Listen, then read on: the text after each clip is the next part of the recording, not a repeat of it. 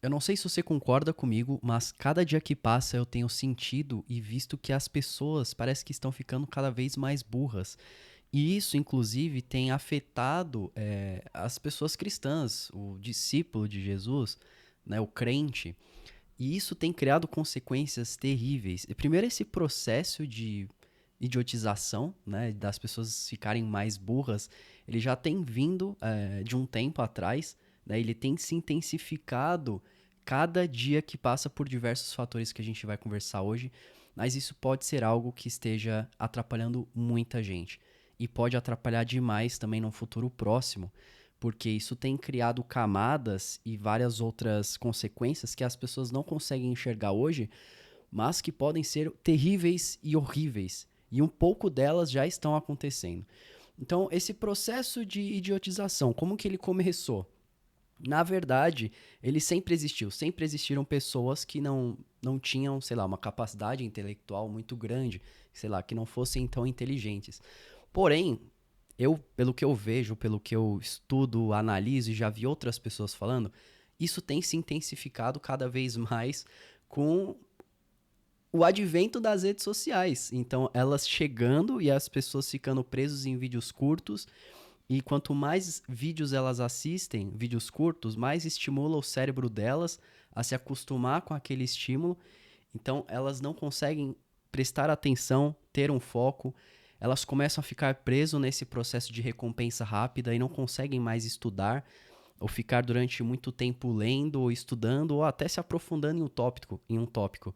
E é isso que desenvolve a cognição, o raciocínio lógico. É isso que vai desenvolver essa capacidade, não é ficar vendo vídeos curtos, lendo matérias super rápidas ali só passando pela manchete. Então as redes sociais têm um impacto sim nisso, mas diversos outros fatores que também têm a ver com elas, como por exemplo as bolhas.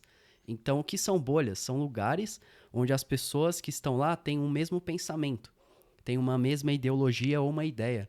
Então, sei lá, a bolha de esquerda, a bolha de direita, a bolha das pessoas que leem ou a bolha das pessoas que estudam sobre A. E elas acham que todo mundo que tá naquela bolha sabe do que eles estão falando, entendem ou tem a mesma opinião. E quando chega alguém com uma opinião divergente, oposta, é como se eles enxergassem aquela pessoa como inimigo.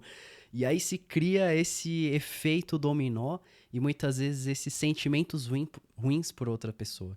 Então você vê que tem todas essas coisas acontecendo e esse processo ele acontece às vezes de uma forma muito natural, que elas não vão percebendo. Inclusive o jovem de hoje, quando ele entra na escola, primeiro assim, né?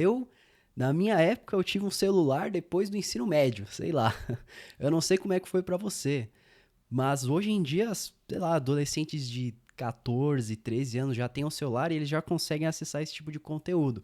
Esse tipo de vídeo rápido ou até entrar nas bolhas da internet, ter esse acesso superficial à informação que por um lado ajuda, né? Ou seja, você dá um clique e você consegue descobrir qualquer coisa. Só que ao mesmo tempo se cria uma preguiça muito grande, porque você não vai atrás de se desenvolver e de aprender, porque a informação ela vem de uma forma muito fácil. Antigamente, você tinha que, sei lá, ir numa biblioteca, você tinha que ler o livro, você tinha que pesquisar e se aprofundar, então você dava muito mais valor para aquela informação. Esse processo, como ele era mais difícil, é aquilo. Tudo que vem fácil, vai fácil.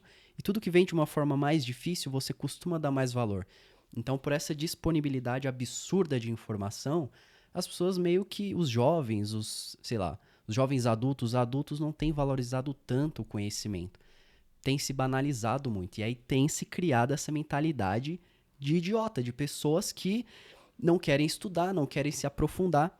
E o que isso tem a ver, quando eu falei no começo do vídeo, que pode estar impactando os crentes, né? O discípulo de Jesus ou até as igrejas. Porque são também pessoas como a gente, né? São pessoas, são os nossos irmãos. Ou seja, são eles que estão utilizando a internet, são eles que estão, sei lá, na escola, né? Vendo esses vídeos rápidos, utilizando redes sociais. E aí, quando eles vão, por exemplo, para uma igreja, né? Vamos falar agora das consequências, de como isso afeta de fato. Eles vão para uma igreja, que eles acreditam que ali é o santuário de Deus, o lugar sagrado. E eles veem, por exemplo, um líder religioso pregando que você precisa de que Deus te dá tudo o que você quer, que é só você orar e ele te dá, que a gente precisa buscar prosperidade, que não, né, negligenciam a cruz, não falam da cruz, do sacrifício, do quão é difícil você ser um cristão, e trazem só as coisas boas, de que você ora e Deus te dá, de que ele faz milagres, você ora, coloca a mão na pessoa e ela começa a andar de novo, e aí você cria um espetáculo em volta disso. Então, muitas dessas coisas, eu acredito que não são reais, não existem, não existe. Isso é uma teologia da prosperidade, e a teologia da prosperidade ela é relativamente recente, entre aspas, né? E aí esses líderes começam a pregar para essas pessoas que muitas delas, obviamente, querem ter uma qualidade de vida boa, né? Muitos vieram de lugares pobres, eles falam isso e brilha o olho delas, e aí o cristianismo vira somente um movimento de pessoas que oram a Deus para receber coisas. Eu não estou dizendo que Deus não dá, que ele não quer o nosso melhor, que ele não quer que a gente tenha uma boa vida.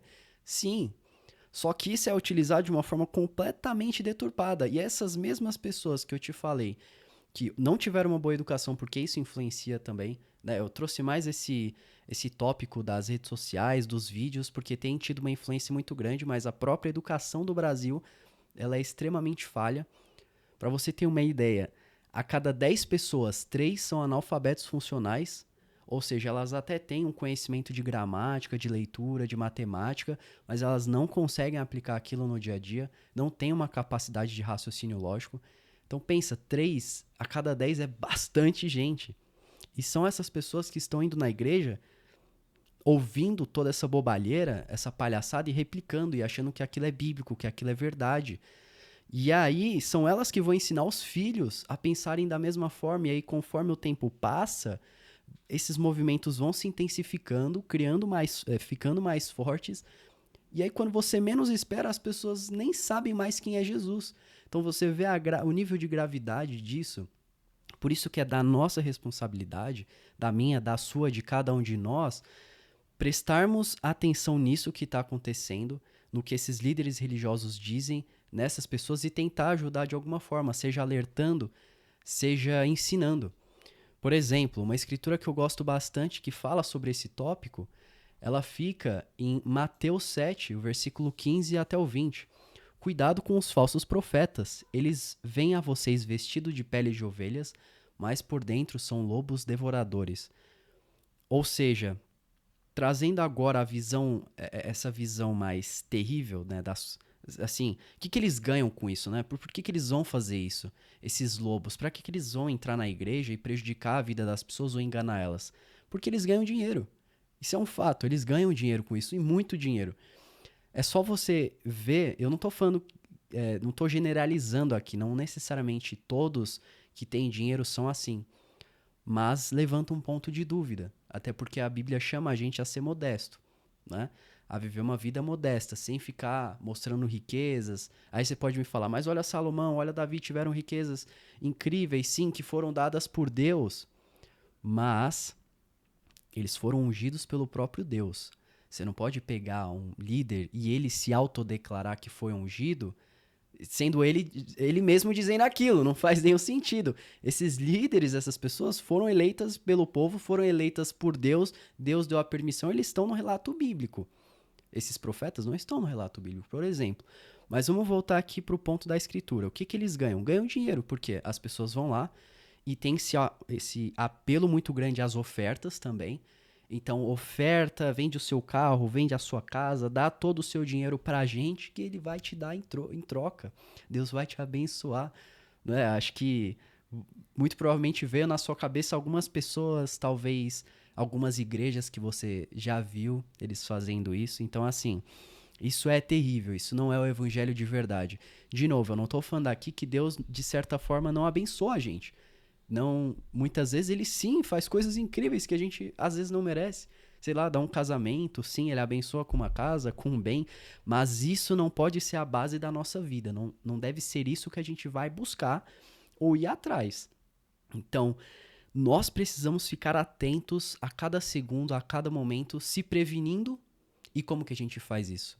Buscando desenvolver o nosso intelecto, buscando desenvolver raciocínio lógico, a capacidade de questionar, de ter esse raciocínio crítico, né? senso crítico, que ajuda demais, e principalmente se pautar na Bíblia, que é a palavra de Deus. Então, algo que eu gosto de fazer bastante, até compartilhando com você, se eu vejo algo, alguma informação que me levanta dúvidas, ou pode até não me levantar dúvidas, mas eu vou atrás e eu pesquiso. Seja utilizando o Google, seja utilizando a própria Bíblia, é porque muitas vezes a gente não tem o versículo de cor, né? A gente não sabe de cor. Então você pode jogar, por exemplo, no chat GPT e perguntar, ó, essa escritura fala disso ou ela tá falando de outro contexto? Vai te ajudar bastante nesse sentido, tá? Então essas foram só algumas dicas, né, que eu queria dar e passar que podem te ajudar nesse processo. E essa conversa, se ela pode se estender para vários outros tópicos, né? Por exemplo, como isso vai impactar mais ainda no futuro, ou como pode impactar também pessoas que nem estão dentro dessas bolhas, né? Que estão ali em igrejas saudáveis. De certa forma, talvez isso possa até respingar. Se você frequenta alguma igreja que não tem esse apelo, né, de prosperidade, às vezes o seu pastor ele acaba sendo convencido e passa a pregar esse tipo de coisa. E aí isso começa a afetar várias outras igrejas também. Não estou falando que isso vai acontecer. Tem igrejas muito sérias ali, pessoas que se dedicam a estudar a Bíblia sempre e a passar a verdade. Mas é a massa de pessoas do brasileiro que acaba entrando nessas instituições e são facilmente enganados, e aí você pode acabar criando e se espalhando de uma forma muito rápida, porque já tem acontecido. Então fica ligado, se protege contra isso, tá? Se você gostou desse vídeo, gostou dessa nossa conversa, te incentivo a deixar um like e se inscrever porque ajuda muito no meu trabalho, tá? Eu gosto muito de conversar com você sobre esses tópicos, dar a minha opinião também, te mostrar um pouco da Bíblia e nos vemos no próximo vídeo. Valeu!